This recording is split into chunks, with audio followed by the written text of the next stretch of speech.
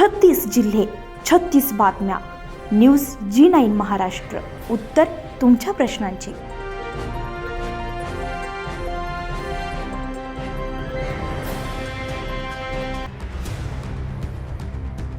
बोदवड तालुक्यातील लोणवाडी येथील जिल्हा परिषद उर्दू शाळेत सध्या विद्यार्थ्यांची मोठ्या प्रमाणावर गैरसोय होत असल्याचे चित्र समोर आलंय.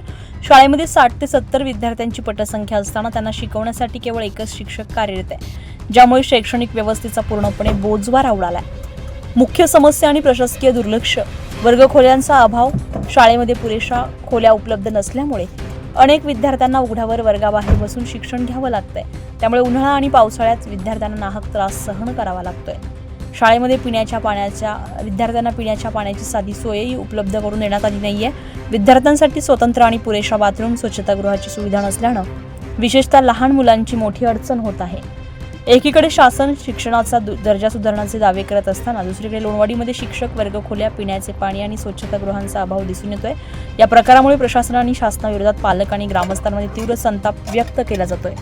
तर शाळेतील विद्यार्थ्यांना दर्जेदार आणि तातडीने सुरक्षित वातावरण मिळावं यासाठी प्रशासनाने तातडीने अतिरिक्त शिक्षकांची नियुक्ती करावी, नवीन वर्गखोल्या बांधून घ्याव्यात, पिण्याच्या पाण्याची आणि स्वच्छतागृहाची कायमस्वरूपी सोय करावी अशी मागणी करण्यात आली आहे.